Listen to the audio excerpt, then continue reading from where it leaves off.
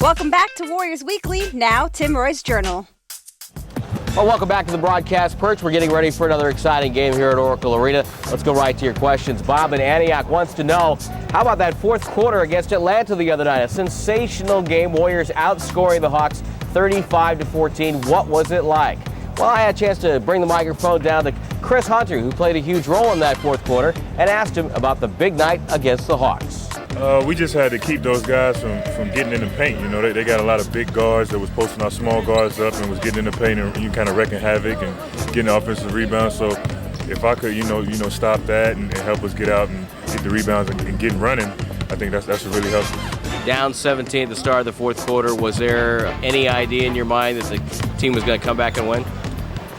We just wanted to go out there and play and see what happens. And then once they get close, then that's when you continue to do the things you're doing, buckle down and try to get that win. But you just got to go out there, kind of play loosely when you're down like that and try to get back into the game any way you can. And once you get back into it, you continue to do the things you're doing and hopefully you can pull out a win. And that's what we did. As always, we thank you for your participation. Go online at Warriors.com, get to the blog squad, and fire away. We try to answer as many as we can. Hey, this is Andres Biegrins, and you are watching Warriors Weekly. One Warrior that's been having one of his best seasons in the NBA is Corey Maggette. Tim Roy had a chance to sit down with Corey after a recent practice in part 2 of our Warriors profile. So right now, sitting down with one of the hottest players in the NBA, and that is Corey Maggette.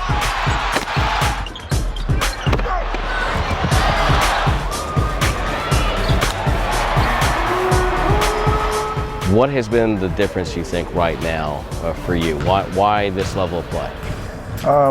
Like I say all the time, it's probably my change of thinking. I always, pretty much give my faith to the man upstairs who's definitely guided me through, the ups and downs, from injuries here and there, and from the hamstring from last year and the hamstring, to, trying to battle that.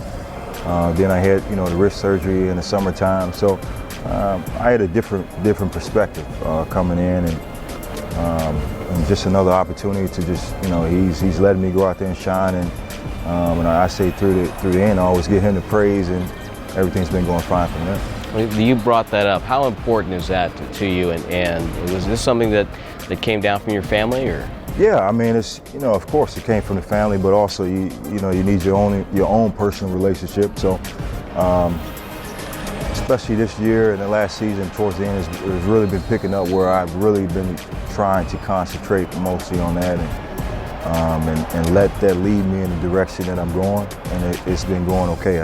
It's not just the basketball. Basketball is just an outlet right now. And it's actually I consider giving God the glory. But in all, man, I'm just really just trying to change my way of thinking, change the way I handle stuff, and just trying to be the best man I can be out there. Do you consider yourself a spiritual person? Yeah, I mean, definitely. I try to be, man. I try to do the right things, and you got to understand, no one's perfect, but you really just got to go out there and believe in what you do, believe in the man upstairs to handle any problems that I have or any issues, and I let him control that, man. I let him control if I'm banged up, or I let him control if I'm not shooting well, or if my wrist is hurt, my knee is hurt, my ankle is hurt, my hamstring's hurt.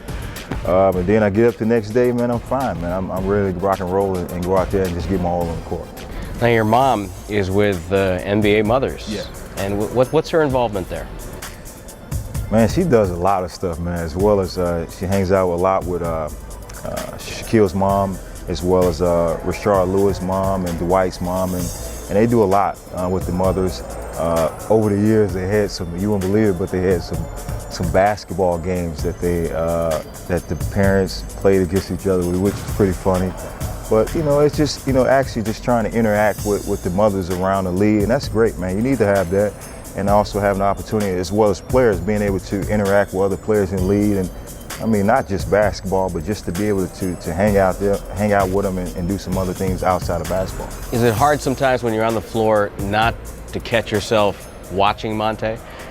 Man, definitely, man. Especially when he's in an open court, you really don't know what to expect, because he can do an array of moves, and then he come down and he has his patent spin, and then when he spins and he gets up in the air, he hangs in the air so long, and then he gives the defender's a chance to come up, and then if you really in tune to what he's doing, you know, he's going to dump the ball off and pass to you, or he could make a circuit shot.